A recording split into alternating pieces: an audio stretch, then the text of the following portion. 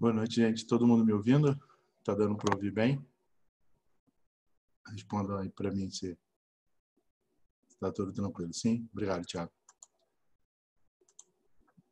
Sejam bem-vindos ao nosso dia mais... Boa noite, gente. Tudo bem?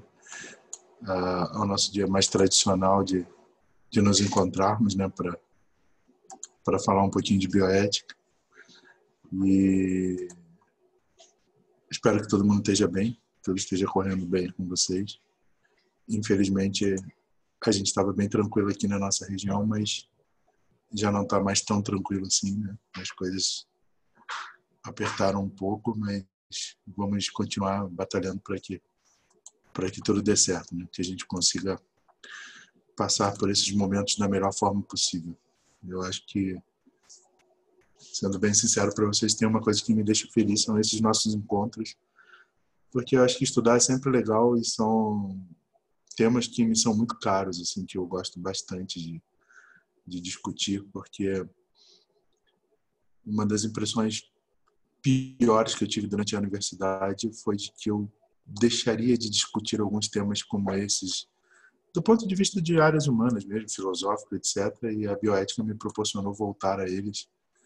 Então é sempre um prazer falar sobre bioética, é sempre um prazer participar dos encontros. E eu digo para vocês assim que quando vocês tiverem oportunidade de ir em um congresso brasileiro, da Sociedade Bioética ou, às vezes, da Sociedade Luso-Brasileira, organizada pelo CFM, etc. Compareçam. É muito interessante, principalmente pela diversidade de ideias, de visões, de profissões e de profissionais. É sempre um crescimento muito grande, assim, vale a pena. Eu entendo perfeitamente que a gente tem toda aquela sobrecarga de estudos mesmo, né, nas disciplinas inerentes à área da saúde, mas eu sempre digo que, para quem puder participar de um congresso de bioética, é uma experiência bastante enriquecedora. Vocês terão a oportunidade de debater com pessoas das mais diversas áreas e isso é sempre gratificante, né? Tira um pouco o médico e o profissional da saúde um pouquinho daquela ilha que ele vivia e que vive, né? A gente basicamente se relaciona com quem trabalha no hospital, com quem são os colegas de turma. É muito comum esse tipo de círculo se fechar, né? Porque a gente passa muito tempo dentro de onde trabalhamos e esses congressos são bastante interessantes para que a gente possa aproveitar e ter uma outra visão mesmo da área, entender que outras pessoas podem enxergar aquilo que nós fazemos e que ninguém é uma outra visão, que ninguém é detentor da verdade absoluta, né? Então, o dia que vocês tiverem a oportunidade, teríamos um agora. Infelizmente, com essa questão da pandemia, foi suspenso, mas assim que isso passar, eu espero que volte a ocorrerem os congressos e aí quando for, muitos são aqui perto, em Curitiba é uma área muito frequente, você tem bastante, a PUC do Paraná trabalha muito com a questão de bioética, então muito frequentemente a gente tem congressos aqui perto, então é interessante para quem tem vontade, para quem gosta participar. Bom, gente, hoje eu escolhi um tema para a gente trabalhar, acho que vocês já receberam, compartilhar a tela aqui, se a minha fera aqui em casa parar de latir, que vocês não ouçam mais o barulho dela, só late, porque não faz absolutamente nada. O vizinho tem um gato, o gato entra aqui em casa, deita e dorme no sofá dela e ela absolutamente não consegue espantar o gato. Assim, é uma fera, que ouve latindo assim, até parece que faz alguma coisa. Então, eu escolhi um tema hoje que me é muito caro por várias questões, né?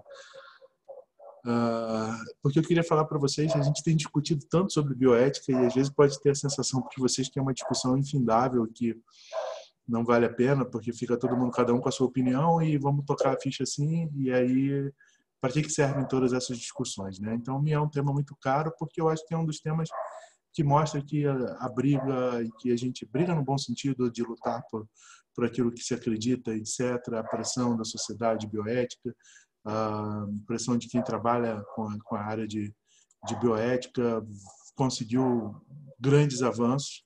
Então, esse é um dos grandes motivos pelo qual esse tema me é bastante caro. E o outro tema é que esse é um tema de um TCC que eu orientei na universidade. A gente orientei uma aluna, muitos de vocês também conheçam a aluna, a Juliana Pastre. A Ju é uma das melhores alunas que eu já tive, uma pessoa sensível, um coração de ouro. E o trabalho é todo dela, tá? Eu só peguei e trouxe para a gente discutir. E eu gostaria muito que fosse ela, mas ela está meio enrolada, mas ela deu uma apresentação no TCC, uma das coisas mais bonitas que eu já vi, assim, realmente emocionante, ela falando. Então, eu acho que é um tema que eu gosto bastante, espero que também seja do interesse de vocês. E, além de tudo isso que eu falei, esse tema traz para a gente alguns conceitos, que é uma outra coisa que me faz gostar muito desse tema, porque ele traz para a gente alguns conceitos que são muito fortes da bioética latino-americana. São conceitos voltados muito mais para além daquelas questões que a gente sempre bate na bioética dos princípios, né? Autonomia, não maleficência, etc. Isso é uma visão muito anglo-saxã. E aqui nessa discussão, principalmente no nosso país, ela teve uma discussão com conceitos que são muito fortes, latino-americanos, da América Latina como um todo, e da nossa bioética no Brasil. Nós temos uma excelente bioética no Brasil, nós temos um dos programas doutorais do CFM, junto com a Universidade do Porto, um dos maiores programas do mundo, a Unesco reconhece isso e quer que esse programa se torne exemplo não só para lusófonos, mas para todo mundo. Então, a gente tem a oportunidade de participar de uma turma de formação, nós já temos alunos do Kosovo, alunos da Índia, da Austrália. Então, a Unesco quer que esse programa se torne uma referência mundial, e muito da participação do CFM e do Brasil nisso, e da nossa bioética muito forte em centros como as PUCs, né? PUC Paraná, PUC Rio Grande do Sul, trabalham muito com isso. Os camilianos em São Paulo trabalham muito com bioética. Então, tem vários centros espalhados pelo país, e tem alguns conceitos que eu vou trazer, vou aproveitar essa discussão, que é a doação de sangue e a questão da homossexualidade masculina, para apresentar para vocês alguns conceitos muito importantes para a bioética latino-americana. E então vai um pouco além daqueles conceitos de autonomia, não maleficência, beneficência, aqueles pilares da bioética no Instituto Kennedy, muito norte-americano, muito anglo-saxão. E um dos conceitos que a gente gosta muito no Brasil e trabalha muito no Brasil é o conceito da vulnerabilidade. O que é um conceito de vulnerabilidade, né? O que seria esse conceito de vulnerabilidade? Bom, vulnerar, vocês sabem disso, é ferir, ofender. Vulnerável é quem pode ser vulnerado, né? Quem pode ser ferido, quem pode ser ofendido. Isso é inerente ao ser humano. Assim, tá, esse conceito é um conceito muito óbvio, Frederico. Todos nós somos vulneráveis, sem dúvida nenhuma. Não existe ser humano que não seja vulnerável. Inclusive, o fato de que somos vulneráveis é o que transforma ou permite, vamos dizer assim melhor, permite que exista a profissão de quem aqui é profissional da saúde. Se o ser humano não fosse vulnerável, não pudesse ser ferido, não pudesse ser vulnerado, não existiria o porquê de termos profissionais da saúde. Nós estamos ali para trabalhar exatamente com quem é vulnerado, com quem está ofendido, com quem foi ferido. Então, essa é a nossa função. O fato do ser humano ser vulnerável não reduz a sua dignidade. Inclusive, permite que se tenha a profissão da área da saúde, dos profissionais que trabalham com a área da saúde. Então, esse conceito de vulnerabilidade é um conceito que é unânime, de uma condição comum a todos os seres humanos, considerando que nós existimos e temos uma finitude, temos uma fragilidade. Quando se trabalha em filosofia, o ser humano é um bicho tão esquisito que a gente, quando trabalha em filosofia, quando nós temos um problema muito grave, assim, por exemplo, uma questão muito difícil que não há uma resposta, se é que alguma questão de filosofia tem uma resposta objetiva, mas algo que deixa a gente numa encruzilhada, nós dizemos que estamos numa aporia, né? que é uma discussão que não tem saída, não parece não ter uma solução. E o ser humano é a aporia por natureza, né? Afinal de contas, o ser humano nasce para morrer, né? Se a gente não nascesse, não morreria, né? Então a gente nasce com o objetivo de vir a morrer, que é a coisa mais conflituosa do que isso, né? Então essa fragilidade, essa condição de ser vulnerável não diminui nossa dignidade. Opa, desculpa, compartilhei a tela aqui. Não diminui a dignidade, pelo contrário, né? O fato de ser vulnerável é que permite que construamos um sentido para a nossa vida. Existem muitos filósofos que trabalham a questão da imortalidade e eles dizem que se fôssemos todos imortais, dificilmente sairíamos do lugar para produzir alguma coisa, né? Porque não teria nenhum sentido na nossa vida se mexer para algo, já que nunca haveríamos de ter uma finitude. A morte constrói o sentido na nossa vida, ser vulnerável constrói o sentido para a nossa vida. Então, ser vulnerável é o que nos define como tal, assim, e permite, né, como a gente falou, até mesmo a questão da existência da profissão da saúde, né? Pois só o que é vulnerável, só o vulnerável exige um cuidado, né? Sobretudo um cuidado ético, porque não é apenas do ferimento corporal, mas até da ofensa, do ferimento psíquico. Então, nós precisamos entender o ser humano como um ser vulnerável. Entretanto, existem duas coisas que a gente tem que considerar quando nós falamos de ser vulnerável, né? Que é a questão inerente ao ser humano, né? De ser vulnerável, e a questão do ser humano que está vulnerável, que está sendo vulnerável. Então, ser vulnerável é uma característica universal. Se vocês não ficar claro isso para vocês, depois me interrompam, tá? Mas ser vulnerável é uma característica universal de todo e qualquer ser humano, de qualquer ser vivo, na verdade, né? Todo ser vivo é vulnerável. No entanto, estar vulnerável naquele momento implica estar exposto a riscos que podem me vulnerar, que podem me ferir, que podem levar o indivíduo a ter um ferimento. Tá? Isso não é uma definição minha, isso é uma definição bioética. Então, todos nós somos vulneráveis, mas em determinadas situações nós estamos expostos a riscos que aí potencialmente podem nos vulnerar.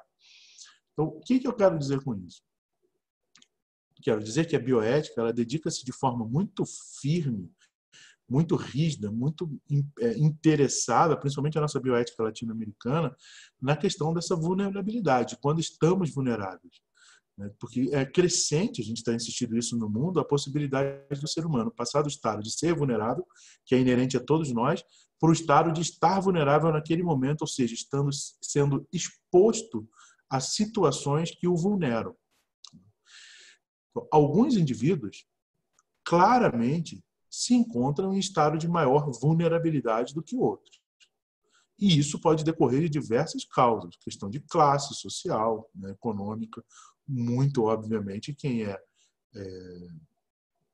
com uma situação socioeconômica um pouco mais deficitária é uma pessoa que está mais vulnerável, não só a doenças físicas, como a questões psíquicas, de estresse, de submissão à violência, a toda uma série de plantas, todos os estudos mostram, gravidez na adolescência, as pessoas de uma situação socioeconômica mais precária estão mais sujeitas a essas vulnerabilidades.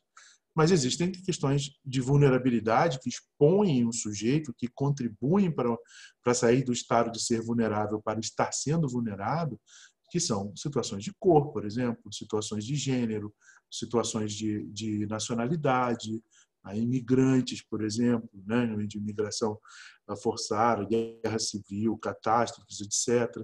Questões socioeconômicas, como a gente falou, violência, pobreza, falta de estudo, né, o que nós chamamos de vulnerabilidade social. Então, além da questão de que, por si só, serem seres vivos e serem vulneráveis, eles ainda estão numa situação de vulnerabilidade maior por toda essa questão socioeconômico-cultural em que estão envolvidos.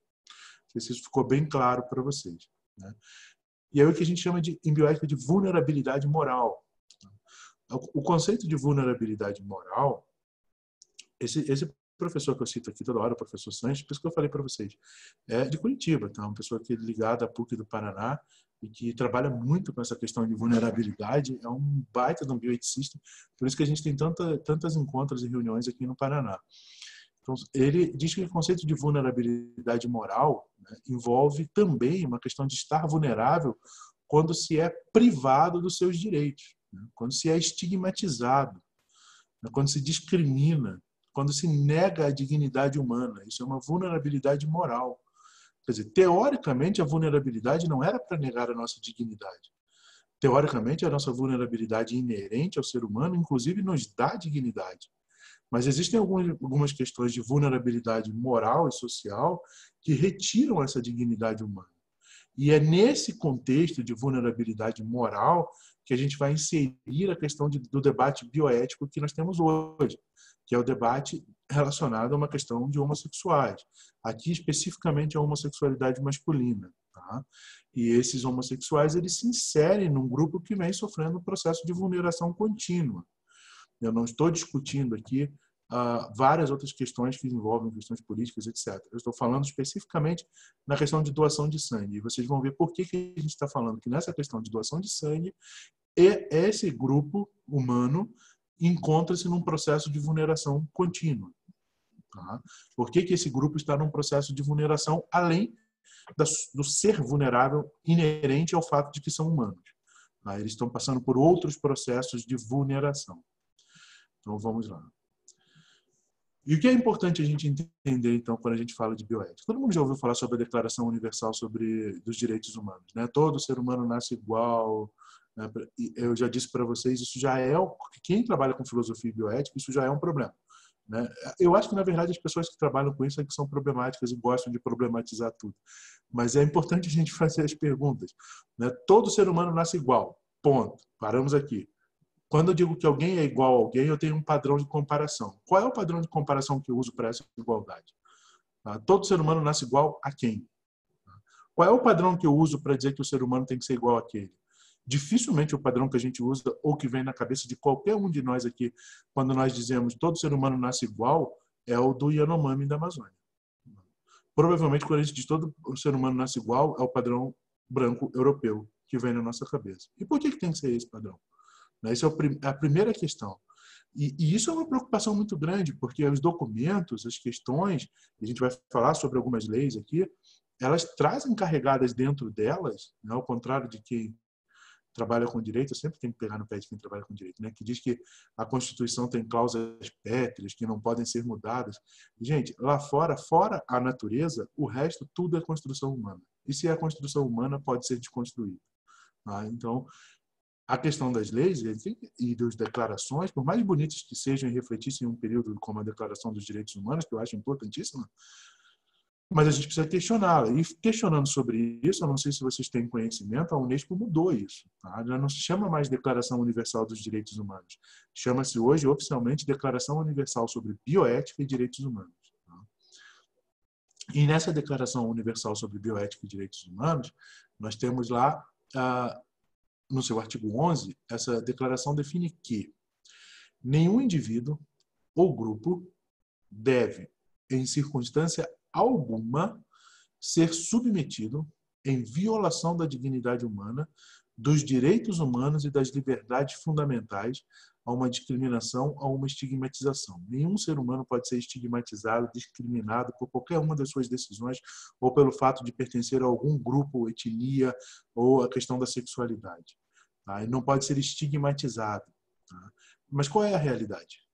A realidade nossa, isso é a Declaração Universal de Bioética e Direitos Humanos. Mas qual é a realidade do nosso país? A realidade do nosso país é, em 2017, né, é bem recente, né, um grupo gay da Bahia disse que 445 LGBT+, morreram no Brasil em 2017. Tá? Era um aumento de 30% nas mortes quando comparados a 2016.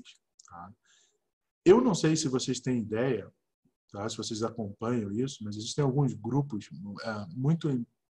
estão ligados muito à Anistia Internacional, a estudos de direitos humanos, etc. Isso eu estou falando de 2016 e 2017, tá? Que estão extremamente preocupados, porque vocês sabem que eu não gosto de escolher palavra porque eu não tenho problema de esconder o que eu penso. Que após a eleição do Donald Trump nos Estados Unidos, o grau de violação e de vulneração de determinados grupos aumentou exponencialmente. Tá? E existem teorias que dizem o seguinte, Uma delas, talvez, num filósofo esloveno que vocês conhecem, chamado Slavoj Žižek, e ele diz o seguinte: o ser humano ele tem muito do exemplo que está sendo dado a ele. E ele tem a tendência a seguir o exemplo daquilo que ele acredita. E se o presidente, no caso lá, o Donald Trump, no seu discurso dizia-se contra homossexuais, contra imigrantes, contra islâmicos, islamofóbico, homofóbico, etc., o nível de violência contra essas populações aumenta exponencialmente porque as pessoas se sentem autorizadas a praticarem a violência contra essas populações. Existem já grupos no Brasil trabalhando com o mesmo sentido, a realidade é óbvia, e se mostra em todas elas que nós temos aumentado exponencialmente a questão de discriminação, de agressão contra grupos mais vulneráveis, chancelados por uma questão de uma política de Estado. Então, essa questão, isso aqui ainda era em 2017. Esses dados lá em 2017 já colocavam o Brasil em primeiro lugar mundial como o país que mais comete crimes contra minorias sexuais. O Brasil, acima de tudo, acima de todos, tem alguns primeiros lugares que não são nem um pouco de orgulho para a gente, né? Continuando agora na questão da pandemia. E aí, nós temos o seguinte, isso está infringindo diretamente a questão da dignidade humana. Godoy e Garrafa são dois bioeticistas brasileiros também, tá? É muito interessante quem tiver a oportunidade de ler os trabalhos deles, são pessoas que pensam muito sobre a dignidade humana. Eles citam esse outro autor, que é o Sarlé, que aborda o conceito de dignidade como sendo uma qualidade inerente à pessoa humana. Não se pode dar dignidade a alguém, a pessoa é digna por si só. Tá? Se a gente quisesse usar um pouquinho do pensamento kantiano nisso aqui, o ser humano é um fim em si mesmo, e não um meio para atingir alguma coisa. Então, ele é digno por ser ser humano. Então, não se pode dar ou retirar a dignidade. Então, a dignidade humana é uma característica que não pode ser criada, não pode ser concedida, não pode ser retirada, ainda que possa ser violada. Esse é o ponto crucial. Não se pode tirar a dignidade humana, mas se pode violar essa dignidade. E esse é um dos problemas que a gente trata quando vem nesse assunto em vários assuntos, mas nesse assunto bioético específico de doação de sangue por homossexuais masculinos. Tá? Já que essa dignidade é intrínseca à condição humana, ela deve ser sempre protegida e respeitada. Mas, infelizmente, o que nós vemos é, às vezes, de forma agressiva do ponto de vista físico, às vezes até de forma legal, essa dignidade humana ser violada. E quando a gente retira do outro a sua dignidade, a gente está diminuindo o outro naquilo que o constitui. Ele vai ser rebaixado, ele é inferiorizado, ele é humilhado, ele é estigmatizado, ele muda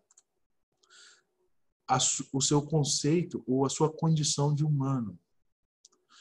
Todo regime totalitário, fascista, o que quer que seja, totalitário, sempre precisa eleger um inimigo, seja o judeu, seja o imigrante, seja o islâmico, seja quem for, porque nessa eleição do inimigo, você acaba criando uma unificação entre as pessoas que vão dar apoio a esse regime totalitário.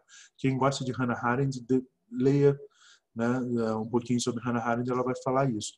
E a primeira coisa que você tem que fazer com esse inimigo é retirar dele a dignidade humana. É rebaixá-lo para uma situação abaixo da humanidade. Então você passa a jogar nesse inimigo tudo aquilo que às vezes você vê de ruim em você transfere para ele, ou você passa a rotulá-lo o tempo todo. Todo judeu passa a ser avarento, todo judeu passa a ser uma pessoa que só pensa em dinheiro, etc. E aí, quando você retira essa dignidade, você autoriza que a sociedade possa descontar nela, nesse grupo que está sendo vulnerado, todas as suas frustrações, inclusive com justificativas ético-científicas e legais para que aquela vulneração ocorra. Então, a gente tem que ter muito cuidado quando a gente retira a dignidade, seja ela qual for a dignidade de qualquer grupo humano, porque nós estamos rebaixando a sua condição de humano e aí se corre um risco muito grande de que você deu... Lembra que na semana passada a gente conversou sobre o fenômeno Slippery Slope? Então, você tirou o primeiro ponto e aí você não sabe onde isso vai parar. Tá? Qual é a porta que você está abrindo e o que vai passar por ela. Então, a gente tem que tomar muito cuidado quando se avalia essa questão da dignidade humana. Nessa população específica, então, tem uma evolução histórica, uma construção histórica já bastante marcada por vulnerações, né? A gente já tem aqui uma construção historicamente problemática. A discriminação e estigmatização se constituem como base, basicamente, para todo o processo de vulnerabilidade que essa população tem sido exposta. Eles são estigmatizados todo o tempo do mundo. Por conta disso, a gente precisa entender que o estigma atua no processo de desvalorizar essa pessoa. A gente não olha para a pessoa, a gente olha para um pré-conceito, para um estigma, que é uma marca que nós temos dela. Então, assim, independente do que ela vai dizer para a gente, se ela se apresenta, se a gente só olha para aquele rótulo, né, nós estigmatizamos aquele grupo. E isso vai culminar em vulnerações bastante contundentes, como agressões físicas ou vulnerações mais sutis, que são aquelas que estão dentro da lei, que são aquelas que permitem que se faça as coisas de forma legal. Lembra que desde a primeira vez que a gente se encontra, a gente conversa que nem tudo que é legal ou moral, para não brigar com o direito de novo, né? Nem tudo que é legal, que está na lei, é ético. Tá? Um exemplo mais claro disso, que sempre fica na minha cabeça, é quando o sinal está verde, você pode atravessar, mas se tiver uma criancinha na faixa, você vai passar por cima, né? Legalmente você poderia, o sinal está verde, o que dizem os códigos legais? Dizem que o sinal verde você pode atravessar com o carro, né? Mas é ético fazer isso? Claro que é um exemplo absurdo, né? Nós estamos esticando o exemplo ao máximo, mas é para entender que nem tudo que é legal significa que seja ético. E aí quando está na lei é pior ainda. Nenhum regime fascista chegou ao poder por revolução. Todos os regimes fascistas chegaram ao poder na legalidade e fizeram as atrocidades que cometeram dentro da legalidade, respaldados em lei. Então, a dignidade humana está para muito além da lei que está sendo escrita. Das questões, dos fardos, no sentido de peso que carrega o bioeticista, é estar sempre questionando se aquela lei é ética ou não. Não aceitar isso tão facilmente. Porque senão nós criamos estigmas. E o que é um estigma? Um estigma é um atributo, né, profundamente depreciativo, que a gente cria por causa de uma diferença, que a gente não consegue lidar. E é sempre para prestar ao diferente um degrau de inferioridade na escala. Naquela escadinha que a gente acha de humanidade, ele está sempre num degrau abaixo. O estigma vai diminuir a pessoa que possui esse estigma. Torna-se menos que os demais. Fere a dignidade humana. Deixa, inclusive, de ser visto como humano. E a partir do momento que ele deixa de ser visto como humano, ele pode ser vulnerável. A gente já viu como a gente trabalha com animais, com outros seres. E aí você entende frases do tipo, é melhor o meu cachorro do que um outro ser humano. Ou frases como, por exemplo, eu prefiro ter um filho morto do que um filho homossexual, né? Porque você tirou a humanidade daquilo, daquele sujeito, né? Daquele ser humano. Você tirou a dignidade e aí ele é menos do que um humano. Então, a pessoa que possui um estigma, normalmente ela é vista como uma portadora de uma diferença indesejável, ao ponto da gente ouvir frases que preferimos que ele estivesse morto do que tivesse aquele estigma. E a sociedade aplica esse estigma, o que é diferente por meio de regras, de sanções, lhe atribui uma identidade deteriorada legalmente. E implica numa exclusão do sujeito no desrespeito à sua dignidade, de forma legal, através das leis que a gente tem e promulga. E que, como a maioria sequer percebe, por não ser portadora daquela diferença, não entende aquilo como um problema. Mas a gente tem sempre que parar para pensar. E aí um outro conceito muito importante de bioética, além da questão de vulnerabilidade, de estar sendo vulnerado, é a questão de empatia. Se colocar no lugar do outro, quem não tem empatia não pode ser um bom bioeticista, nem profissional da saúde. Então, o estigma ele é construído no ponto de interseção entre cultura, diferença, poder, o que aquela cultura quer, como é organizado aquele poder, como é organizado aquele microcosmos de poder, aquela sociedade.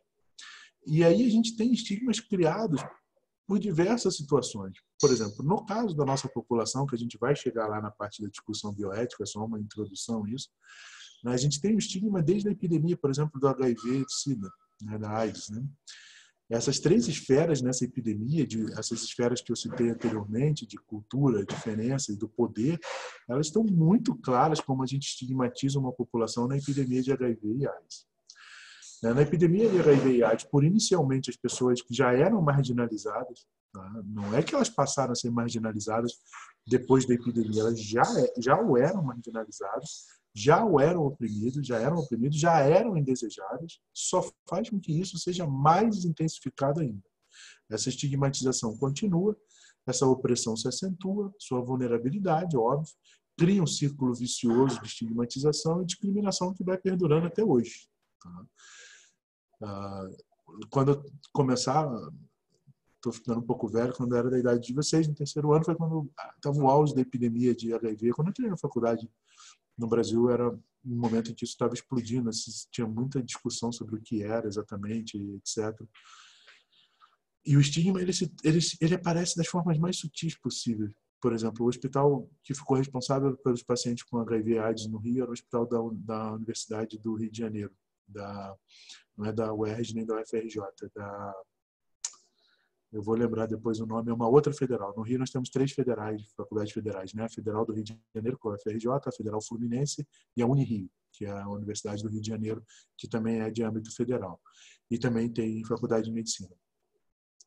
E essa Unirio tinha um hospital escola, que era um hospital chamado Gaffreguini, tá? E esse hospital chamado Gaffreguini é um hospital que, por acolher os pacientes que eram portadores de HIV/AIDS, eles passou dentro do meio médico, médicos, enfermeiros, psicólogos, fisioterapeutas, a se chamaram de hospital gay-freguini, era Gaffreguini, e passou a se chamar de gay-freguini. Você percebe que a estigmatização e o rebaixamento do ser humano, ele pode vir de diversas formas, tá? Ele pode vir sutilmente, mesmo dentro da área daqueles que deveriam estar protegendo a dignidade dessa pessoa. Tá? Então, isso é um problema que a gente precisa combater. Então, para entender melhor esse processo, a gente precisa entender que alguns grupos se tornaram socialmente excluídos, como é o caso das populações homossexuais e portadoras de HIV/AIDS.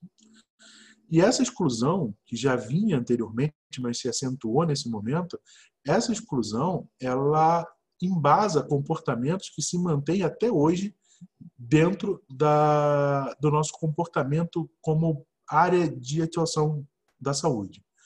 Né? Como isso? Assim? Bom, em qualquer sociedade, a gente sabe, em qualquer tempo de existência, existe uma distinção entre desejo sexual homo e heteroafetivo, o gênero masculino e feminino. Isso nunca funcionou apenas como reprodução biológica. Não é apenas uma questão de reprodução biológica, mas isso é um dispositivo de reprodução de ordem social. Né? Quem gostar de Foucault, novamente eu indico mais um filósofo para ser lido.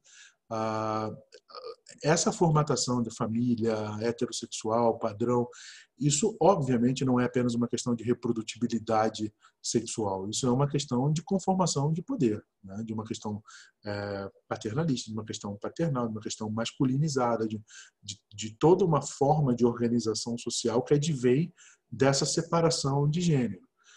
Quem gostar, Judith Butler, etc., você pode ir cada vez mais a fundo nessa discussão. Não é o nosso caso aqui, mas é só para a gente entender que isso responde a um interesse social, cultural e de poder. Né? E isso vem historicamente, né? das escrituras antigas, ao cristianismo moderno, por exemplo, determinados grupos sempre estiveram à margem da sociedade de direitos, por apresentarem comportamentos ou características tidas como desviantes à moral. Né? Mulheres, negros, judeus, homossexuais. Tá? Isso ainda são um leque que suportam discriminação e vulnerabilidade. Inicialmente, então, sob a justificativa de preservação biológica da espécie, né, que a gente ouve esse argumento até hoje, né? Mas então, se fosse todo mundo homossexual, a gente não ia se reproduzir como espécie. Quem sabe não seria até uma coisa boa, né? Porque a nossa espécie não tem feito tantas coisas boas no mundo assim, como a gente acha que faz, né? Mas se fosse por uma questão, esse argumento, ele persevera, tá? Isso é respaldado em textos bíblicos. Só que quando você muda, às vezes, uma questão sociocultural, muda também a forma de você avaliar. Então, mesmo quando você acha que deixou aquela questão da igreja em si e passa para o Império Romano, o Império Romano, embora não fosse cristão, ele também condenava, tá? Com a castração e até a fogueira, práticas homossexuais passivas, né? Desde que fossem descobertas. Né? Eram bastante toleradas entre os nobres, mas desde que fossem descobertas, aí seria punido. Né? Não mudou muita coisa até hoje na nossa sociedade. E a gente acha, não, já evoluímos, a sociedade humana sempre evolui. Bom, a Revolução Francesa, então, veio dar um falso ar de liberdade, né? A questão tirou a homossexualidade da lista das heresias da igreja, né? Mas, mesmo a França, com todo o seu iluminismo, com a Revolução, com todos os seus filósofos, em 1960 aprova um decreto que coloca a homossexualidade ao lado do alcoolismo, do tráfico de mulheres, do proxenetismo. Ela deixa de ser um pecado, mas passa a ser considerada um crime, sendo punida pela lei de um Estado laico, ou seja, não é mais um pecado, mas é um crime você ser homossexual. Isso em 1960, tá?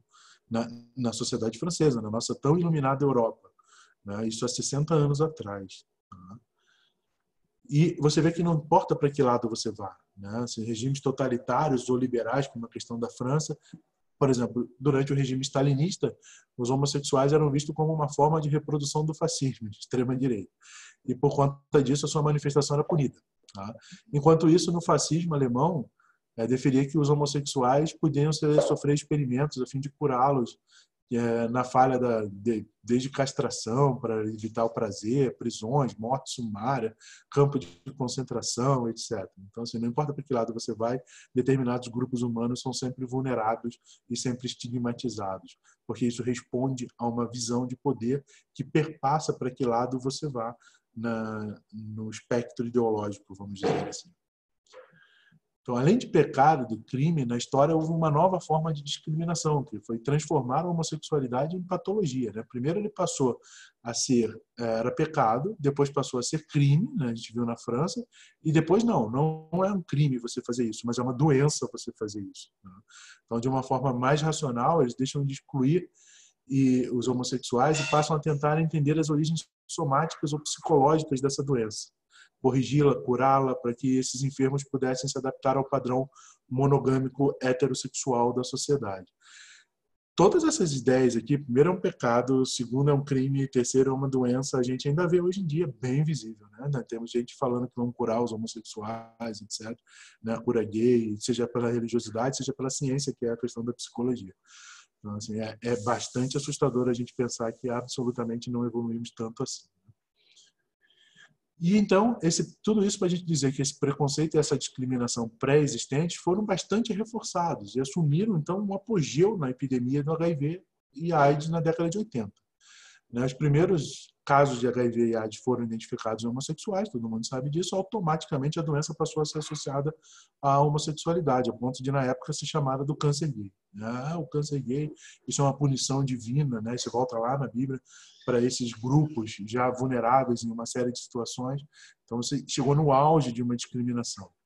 E a partir daí, né, dessa discriminação, de toda essa reflexão histórica que a gente fez, toda uma gama de estigmas foram retomados novamente e despejados novamente sobre a população homossexual. O surgimento da doença, inicialmente, nas populações que já eram historicamente estigmatizadas, foi uma justificativa perfeita para a manutenção de um preconceito histórico. Mais do que nunca, o homossexual passou a ser excluído, sendo negado até os seus direitos de cidadão. Vocês vão ver como esses direitos são negados. Então, e isso independente do controle da epidemia, principalmente no que tange a tratamentos mais eficazes. Campanhas de prevenção são feitas para evitar o contágio, mas quase nada para evitar essa questão do estigma da discriminação homossexual. Ou seja, basicamente, você não vê uma campanha dizendo, olha, isso não é uma questão homossexual.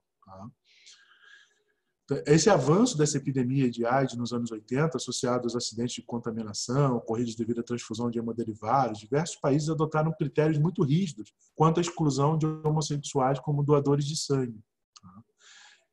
Por exemplo, os Estados Unidos, França, Canadá, Inglaterra, isso que agora que a gente fez toda essa reflexão histórica para entrar nisso aqui. Dentre outros países, inclusive com recomendação do FDA, impuseram a todos os homens que fizeram sexo com outros homens, em qualquer momento, desde 1997, a exclusão permanente de doarem sangue. Alguns países já estão mudando, tá? Essas legislações já têm avançado e mudado. Mas era exclusão permanente, bastava ter feito sexo com outro homem. E essa discussão a gente vai ver um pouquinho mais para frente, por que isso é tão forte, né? Vamos vir para a nossa realidade aqui, porque falar de leis de outros países é complicado. Vamos falar da nossa aqui. No Brasil, as legislações referentes a esse processo de doação de sangue começaram a aparecer em 88, por causa da questão da epidemia do HIV. Em 1993, nós tivemos uma portaria do Ministério da Saúde que foi estabelecida a exclusão permanente dos indivíduos com sorologia positiva para HIV, uma coisa óbvia. E ou que tivessem histórico de pertencer ou ter pertencido a grupos de risco para HIV, como homossexuais, prostitutas, usuários de drogas injetáveis ou que tenham parceiro sexual indivíduos que se incluam nesse grupo. Você diz, tá, mas tudo bem, Bruno. Tudo bem, Frederico. Prostituta, usuário de droga injetável, realmente tem um risco muito maior. Nós podemos excluí-los totalmente. Tá? Homossexuais. A questão não é você excluir o homossexual. O homossexual, quando você o coloca nesse grupo, a gente discutir um pouco mais para frente, mas eu já vou me adiantar, parte do princípio que todo homossexual é promíscuo, usuário de drogas ou tem relação com alguém que está num outro grupo de risco. Já pararam para pensar que um homossexual pode ter uma relação estável com outro homem, um homossexual masculino, por anos, e ser monogâmico com esse homossexual, nessa relação homossexual, né? E não necessariamente ele está nesse grupo de risco, mas o simples fato de ser homossexual já o exclui, independente se a relação dele é estável, monogâmica ou não, ou até se ele se abstém de ter relação sexual. Pode ser um homossexual que não encontrou um parceiro ainda e se abstém de ter relação sexual, não pode, ou não poderia, tá? Pelo simples fato de ser homossexual. Então a questão é, o HIV/AIDS ou está embutido nisso toda uma vulnerabilidade de um grupo que está sempre na crista da onda quando se trata de preconceito, né? Essa questão legal, isso é lei, tá? Está escrito na lei. Ninguém estava fazendo nada ilegal quando excluía essa população.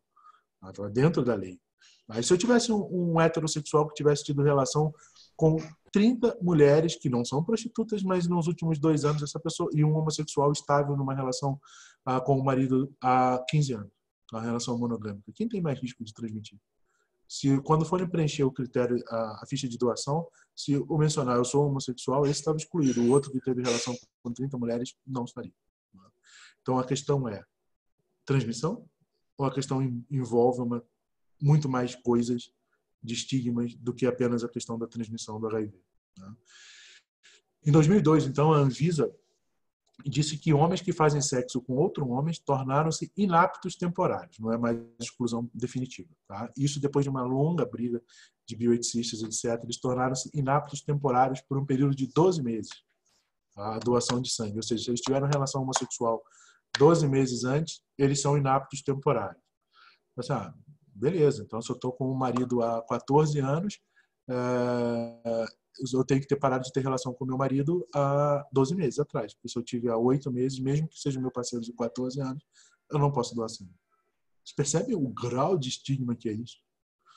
O quanto isso é muito forte no sentido de retirar a dignidade de querer doar sangue, que é para um direito do cidadão para ajudar outro.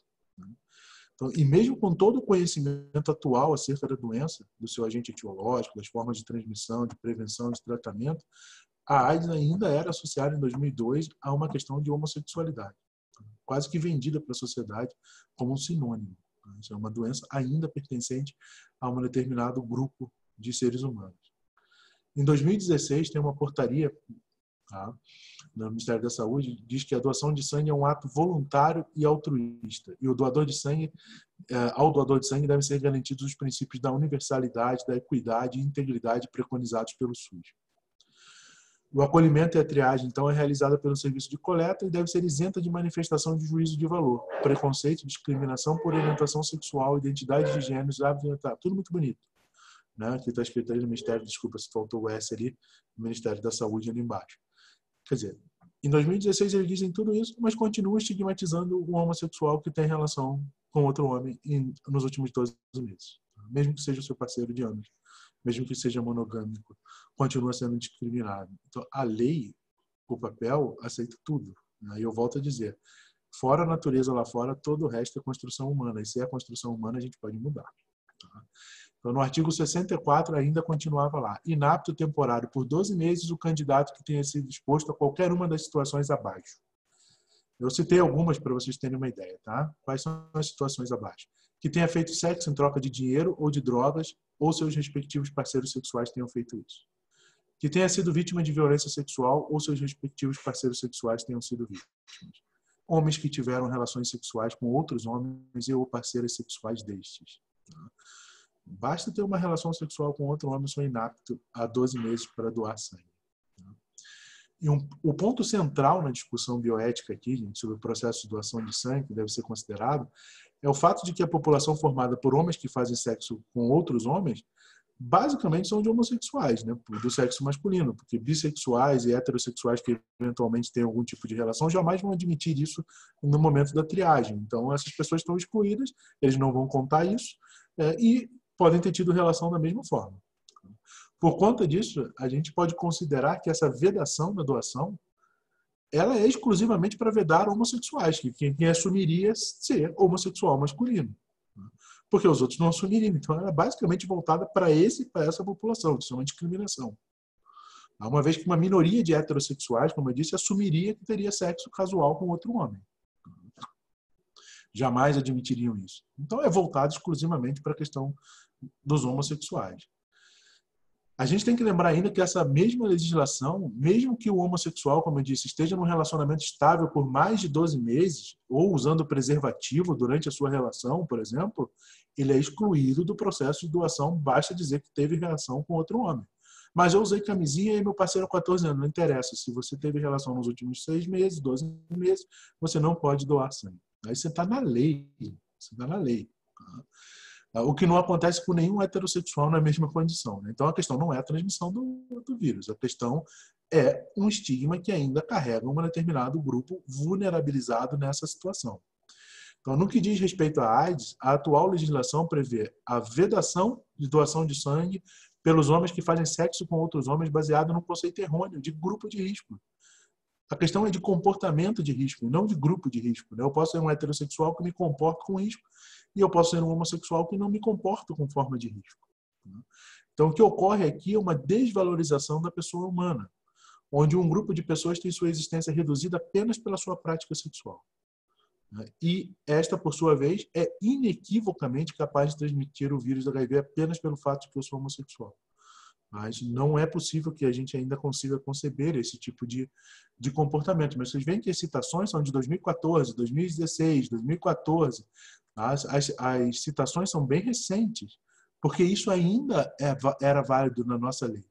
E é uma briga que vem há muito tempo dos bioeticistas contra isso, tentando mostrar aos legisladores que isso é uma discriminação, que isso é uma vulneração além do necessário, que isso é reduzir a dignidade humana. Então, de uma forma indireta, essa portaria afirmava que o estilo de vida homossexual, o fato de você ser homossexual, é um risco para você adquirir AIDS. Sequer aos homossexuais era reconhecido o direito de responder se teve ou não algum comportamento que pudesse apresentar risco. Como eu disse, não, eu sou casado há 20 anos com o meu mesmo parceiro, a gente só tem relação entre a gente com camisinha, não interessa. O grau de vedação e de discriminação é extremamente elevado. Até bastante recentemente, e havia um movimento muito grande dentro da bioética para que a gente pudesse tentar levar e sensibilizar para que isso fosse mudado. Então, a bioética, ela preconizava que a gente deveria aceitar mudar esse conceito de comportamento de risco para chamar comportamento de risco ao invés de grupo de risco. Como em vários países, essa triagem já era feita assim, na Argentina, na Colômbia, no Chile, na Espanha, em Portugal, e isso vinha sendo discutido no Brasil há muito tempo. Com pressão da sociedade bioética, com pressão de sociedades médicas mais liberais, olha, isso precisa mudar, isso não é uma legislação interessante, isso não é uma discriminação, é criar um estado de vulnerabilidade a um determinado grupo populacional. E aí, finalmente, a gente chega em 2020, que nem tudo que acontece é ruim, tá? E a gente tem a proibição da doação de sangue por homossexuais, ela é declarada inconstitucional pelo Supremo Tribunal Federal por um pedido perpetrado pela Sociedade de Bioética, que pede para que isso seja revisto e o Supremo, por unanimidade, diz isso é inconstitucional. Não há justificativa para que a gente mantenha esse tipo de vedação. Não há justificativa ética, não há justificativa científica, só há uma única justificativa: estigmatizar essa população. Esse julgamento foi concluído numa sessão virtual realizada entre 1º e 8 de maio. E por maioria, não foi unanimidade, desculpa, foi maioria, o plenário acompanhou o entendimento do relator, o ministro Edson Fachin, e no Brasil, caiu a questão de você vedar a doação de sangue para pessoas que têm relação homossexuais do sexo masculino. Tá? Para que tudo isso, gente? Porque eu tive a sensação de que a gente vinha discutindo tanto de bioética e sempre parecia que não saía do lugar, né? Que é uma discussão que não sai do lugar, sai. Tá? Lutar sempre vale o esforço. Eu espero que vocês lembrem disso, porque a gente precisa abrir a cabeça e tentar entender onde estão os nossos pré-conceitos, né? Retirar, fazer a nossa, filosoficamente falando, a nossa hipoquia, né? Despirmos daquilo que a gente traz carregando conosco toda uma coisa na nossa cabeça, incutida na nossa cabeça para olhar o diferente de forma preconceituosa. A gente precisa fazer essa hipoquia, porque na questão bioética a única questão que vale é o face a face, né? Quando a gente está de frente para o outro ser humano, que relação nós vamos construir nesse momento?